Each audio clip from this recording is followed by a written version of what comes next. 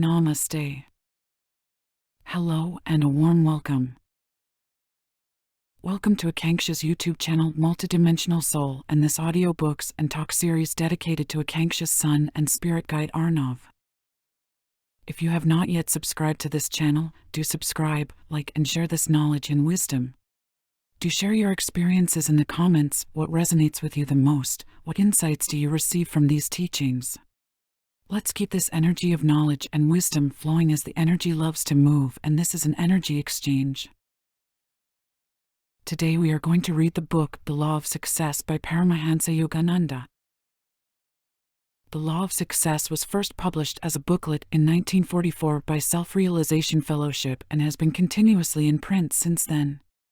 It has been translated into multiple languages. He is the wisest who seeks God. He is the most successful who has found God. Quote by Paramahansa Yogananda. My divine birthright. The Lord created me in His image. I will seek Him first and make sure of my actual contact with Him. Then, if it be His will, may all things, wisdom, abundance, health, be added as part of my divine birthright.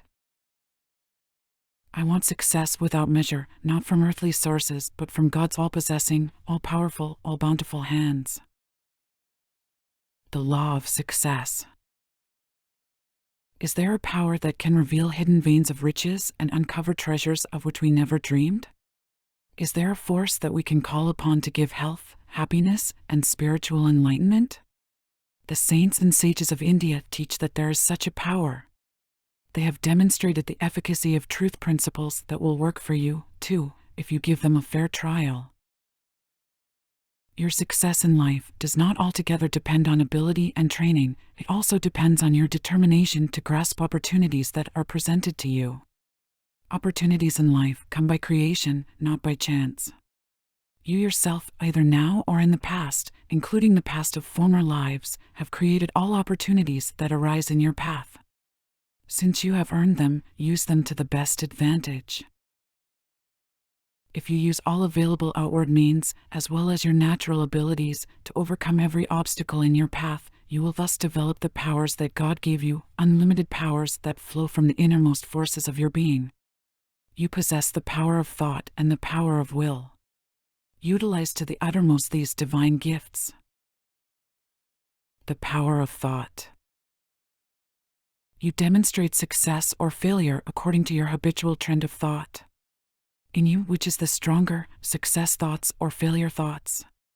If your mind is ordinarily in a negative state, an occasional positive thought is not sufficient to attract success. But if you think rightly, you will find your goal even though you seem to be enveloped in darkness. You alone are responsible for yourself. No one else may answer for your deeds when the final reckoning comes. Your work in the world, in the sphere where your karma, your own past activity, has placed you, can be performed only by one person, yourself. And your work can be called a success only when in some way it serves your fellow man. Don't mentally review any problem constantly. Let it rest at times, and it may work itself out, but see that you do not rest so long that your discrimination is lost. Rather, use these rest periods to go deep within the calm region of your inner self. Attuned with your soul, you will be able to think correctly regarding everything you do, and if your thoughts or actions have gone astray, they can be realigned. This power of divine attunement can be achieved by practice and effort. Will is the dynamo. Along with positive thinking, you should use willpower and continuous activity in order to be successful. Every outward manifestation is the result of will, but this power is not always used consciously. There is mechanical will as well as conscious will. The dynamo of all your powers is volition or willpower. Without volition you cannot walk, talk, work, think, or feel. Therefore, willpower is the spring of all your actions. In order not to use this energy, you would have to be completely inactive both physically and mentally. Even when you move your hand, you are using willpower. It is impossible to live without using this force. Mechanical will is an unthinking use of willpower. Conscious will is a vital force accompanying determination and effort, a dynamo that should be wisely directed. As you train yourself to use conscious, not mechanical, will, you should also be sure that your willpower is being used constructively, not for harmful purposes nor for useless acquisitions. To create dynamic willpower, determine to do some of the things in life that you thought you could not do. Attempt simple tasks first. As your confidence strengthens and your will becomes more dynamic, you can aim for more difficult accomplishments. Be certain that you have made a good selection, then refuse to submit to failure. Devote your entire willpower to mastering one thing at a time. Do not scatter your energies, nor leave something half done to begin a new venture. You can control destiny. Mind is the creator of everything. You should therefore guide it to create only good. If you cling to a certain thought with dynamic willpower, it finally assumes a tangible outward form. When you are able to employ your will always for constructive purposes, you become the controller of your destiny. I have just mentioned 3 important ways to make your will dynamic. 1. Choose a simple task or an accomplishment that you have never mastered and determine to succeed with it. 2. Be sure you have chosen something constructive and feasible, then refuse to consider failure. 3. Concentrate on a single purpose, using all abilities and opportunities to forward it. But you should always be sure, within the calm region of your inner self, that what you want is right for you to have, and in accord with God's purposes. You can then use all the force of your will to accomplish your object, keeping your mind, however, centered on the thought of God, the source of all power and all accomplishment. Fear exhausts life energy. The human brain is a storehouse of life energy. This energy is constantly employed in muscular movements, in the working of the heart, lungs, and diaphragm, in cellular metabolism and chemicalization of blood, and in carrying on the work of the telephonic sensory motor system, the nerves. Besides this, a tremendous amount of life energy is required in all processes of thought, emotion, and will. Fear exhausts life energy. It is one of the greatest enemies of dynamic willpower. Fear causes the life force that ordinarily flows steadily through the nerves to be squeezed out, and the nerves themselves to become as though paralyzed. The vitality of the whole body is lowered. Fear doesn't help you to get away from the object of fear, it only weakens your willpower. Fear causes the brain to send an inhibiting message to all bodily organs. It constricts the heart, checks the digestive functions, and causes many other physical disturbances.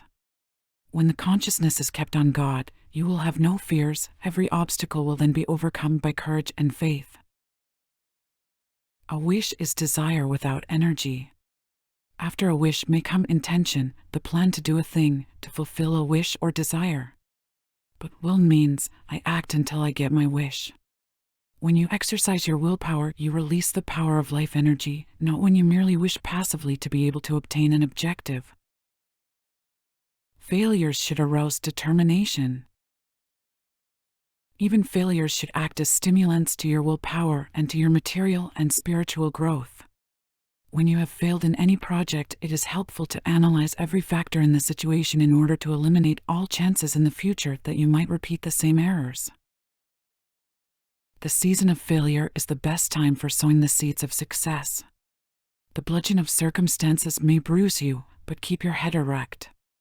Always try once more, no matter how many times you have failed. Fight when you think that you can fight no longer, or when you think that you have already done your best, or until your efforts are crowned with success. A little story will make this point clear. A and B were fighting. After a long time, A said to himself, I cannot go on any longer. But B thought, just one more punch, and he gave it, and down went A. You must be like that, give a last punch. Use the unconquerable power of will to overcome all difficulties in life. New efforts after failure bring true growth. But they must be well planned and charged with increasing intensity of attention and with dynamic willpower. Suppose you have failed so far. It would be foolish to give up the struggle, accepting failure as the decree of fate. It is better to die struggling than to abandon your efforts while there is still a possibility of accomplishing something more, for even when death comes, your struggles must soon be renewed in another life. Success or failure is the just result of what you have done in the past, plus what you do now. So, you should stimulate all the success thoughts of past lives until they are revitalized and able to overrule the influence of all failure tendencies in the present life. The successful person may have had more serious difficulties to contend with than one who has failed, but the former trains himself to reject the thought of failure at all times. You should transfer your attention from failure to success, from worry to calmness, from mental wanderings to concentration, from restlessness to peace, and from peace to the divine bliss within. When you attain this state of self-realization, the purpose of your life will have been gloriously fulfilled. The need for self-analysis. Another secret of progress is self-analysis. Introspection is a mirror in which to see recesses of your mind that otherwise would remain hidden from you. Diagnose your failures and sort out your good and bad tendencies. Analyze what you are, what you wish to become, and what shortcomings are impeding you. Decide the nature of your true task, your mission in life. Endeavor to make yourself what you should be and what you want to be. As you keep your mind on God and attune yourself to His will, you will progress more and more surely in your path. Your ultimate purpose is to find your way back to God, but you also have a task to perform in the outer world. Willpower, combined with initiative, will help you to recognize and fulfill that task. The creative power of initiative. What is initiative? It is a creative faculty within you, a spark of the infinite creator.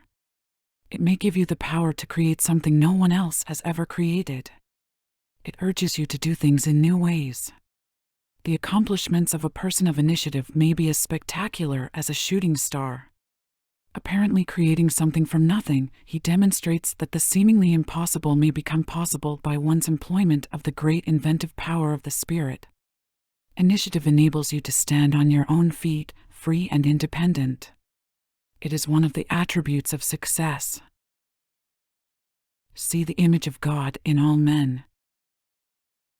Many people excuse their own faults, but judge other persons harshly. We should reverse this attitude by excusing others' shortcomings and by harshly examining our own. Sometimes it is necessary to analyze other people. In that case, the important thing to remember is to keep the mind unprejudiced. An unbiased mind is like a clear mirror, held steady, not oscillating with hasty judgments. Any person reflected within that mirror will present an undistorted image. Learn to see God in all persons, of whatever race or creed. You will know what divine love is when you begin to feel your oneness with every human being, not before. In mutual service, we forget the little self and glimpse the one measureless self, the spirit that unifies all men. Habits of thought control one's life. Success is hastened or delayed by one's habits. It is not your passing inspirations or brilliant ideas so much as your everyday mental habits that control your life. Habits of thought are mental magnets that draw to you certain things, people, and conditions. Good habits of thought enable you to attract benefits and opportunities. Bad habits of thought attract you to materially minded persons and to unfavorable environments. Weaken a bad habit by avoiding everything that occasioned it or stimulated it, without concentrating upon it in your zeal to avoid it. Then divert your mind to some good habit and steadily cultivate it until it becomes a dependable part of you. There are always two forces warring against each other within us. One force tells us to do the things we should not do, and the other urges us to do the things we should do, the things that seem difficult. One voice is that of evil, and the other is that of good, or God. Through difficult daily lessons, you will sometimes see clearly that bad habits nourish the tree of unending material desires, while good habits nourish the tree of spiritual aspirations. More and more you should concentrate your efforts on successfully maturing the spiritual tree, that you may someday gather the ripe fruit of self-realization. If you are able to free yourself from all kinds of bad habits, and if you are able to do good because you want to do good and not merely because evil brings sorrow, then you are truly progressing in spirit. It is only when you discard your bad habits that you are really a free man. Until you are a true master, able to command yourself to do the things that you should do but may not want to do, you are not a free soul. In that power of self-control lies the seed of eternal freedom. I have now mentioned several important attributes of success: positive thoughts, dynamic will, self-analysis, initiative, and self-control. Many popular books stress one or more of these, but fail to give credit to the divine power behind them. Attunement with the divine will is the most important factor in attracting success. Divine will is the power that moves the cosmos and everything in it. It was God's will that hurled the stars into space. It is His will that holds the planets in their orbits and that directs the cycles of birth, growth, and decay in all forms of life. Power of divine will. Divine will has no boundaries. It works through laws known and unknown, natural and seemingly miraculous. It can change the course of destiny, wake the dead, cast mountains into the sea, and create new solar systems. Man, as an image of God, possesses within him that all-accomplishing power of will. To discover through right meditation how to be in harmony with the divine will is man's highest obligation. When guided by error, human will misleads us, but when guided by wisdom, human will is attuned to the divine will. God's plan for us often becomes obscured by the conflicts of human life, and so we lose the inner guidance that would save us from chasms of misery. Jesus said, "Thy will be done." When man attunes his will with God's will, which is guided by wisdom, he is using divine will. Through the use of right techniques of meditation, developed anciently by India's sages, all men may achieve perfect harmony with the will of the Heavenly Father. From the ocean of abundance. Just as all power lies in His will, so all spiritual and material gifts flow from His boundless abundance. In order to receive His gifts, you must eradicate from your mind all thoughts of limitation and poverty. Universal mind is perfect and knows no lack. To reach that never-failing supply, you must maintain a consciousness of abundance. Even when you do not know where the next dollar is coming from, you should refuse to be apprehensive. When you do your part and rely on God to do His, you will find that mysterious forces come to your aid and that your constructive wishes soon materialize. This confidence and consciousness of abundance are attained through meditation. Since God is the source of all mental power, peace, and prosperity, do not will and act first, but contact God first. Thus you may harness your will and activity to achieve the highest goals. As you cannot broadcast through a broken microphone, so you cannot send out prayers through a mental microphone that has been disordered by restlessness. By deep calmness, you should repair your mind microphone and increase the receptivity of your intuition. Thus you will be able to broadcast to Him effectively and to receive His answers. The way of meditation. After you have repaired your mental radio and are calmly attuned to constructive vibrations, how may you use it to reach God? The right method of meditation is the way. By the power of concentration and meditation, you can direct the inexhaustible power of your mind to accomplish what you desire and to guard every door against failure. All successful men and women devote much time to deep concentration. They are able to dive deeply within their minds and to find the pearls of right solutions for the problems that confront them. If you learn how to withdraw your attention from all objects of distraction and to place it upon one object of concentration, you too will know how to attract at will whatever you need. Before embarking on important undertakings, sit quietly, calm your senses and thoughts, and meditate deeply. You will then be guided by the great creative power of Spirit. After that, you should utilize all necessary material means to achieve your goal. The things you need in life are those that will help to fulfill your dominant purpose. Things you may want but not need may lead you aside from that purpose. It is only by making everything serve your main objective that success is attained. Success is measured by happiness. Consider whether fulfillment of the goal you have chosen will constitute success. What is success? If you possess health and wealth, but have trouble with everybody, including yourself, yours is not a successful life. Existence becomes futile if you cannot find happiness. When wealth is lost, you have lost a little. When health is lost, you have lost something of more consequence. But when peace of mind is lost, you have lost the highest treasure. Success should therefore be measured by the yardstick of happiness, by your ability to remain in peaceful harmony with cosmic laws. Success is not rightly measured by the worldly standards of wealth, prestige, and power. None of these bestow happiness unless they are rightly used. To use them rightly, one must possess wisdom and love for God and man. God does not reward or punish you. He has given you the power to reward or punish yourself by the use or misuse of your own reason and willpower. If you transgress the laws of health, prosperity, and wisdom, you must inevitably suffer from sickness, poverty, and ignorance. However, you should strengthen your mind and refuse to carry the burden of mental and moral weaknesses acquired in past years. Burn them in the fires of your present divine resolutions and right activities. By this constructive attitude, you will attain freedom. Happiness depends to some extent upon external conditions, but chiefly upon mental attitudes. In order to be happy, one should have good health, a well-balanced mind, a prosperous life, the right work, a thankful heart, and, above all, wisdom or knowledge of God. A strong determination to be happy will help you. Do not wait for your circumstances to change, thinking falsely that in them lies the trouble. Do not make unhappiness a chronic habit, thereby afflicting yourself and your associates. It is blessedness for yourself and others if you are happy. If you possess happiness, you possess everything. To be happy is to be in tune with God. That power to be happy comes through meditation. Put God's power behind your efforts.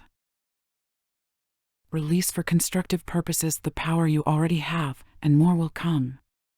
Move on your path with unflinching determination, using all the attributes of success.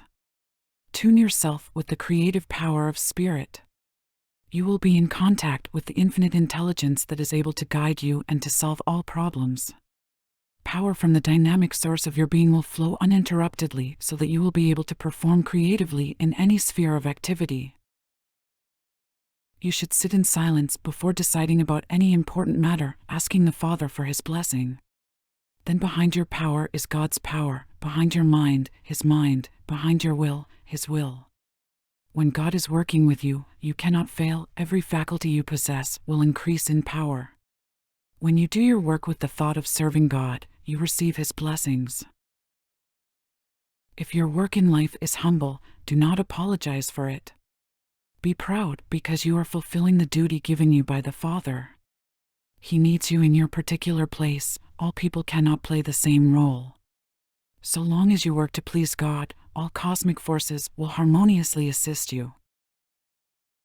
When you convince God that you want Him above all else, you will be attuned to His will. When you continue to seek Him, no matter what obstacles arise to take you away from Him, you are using your human will in its most constructive form. You will thus operate the law of success that was known to the ancient sages and that is understood by all men who have achieved true success. The divine power is yours if you make a determined effort to use it to attain health, happiness, and peace. As you encompass these goals, you will travel on the path of self-realization to your true home in God.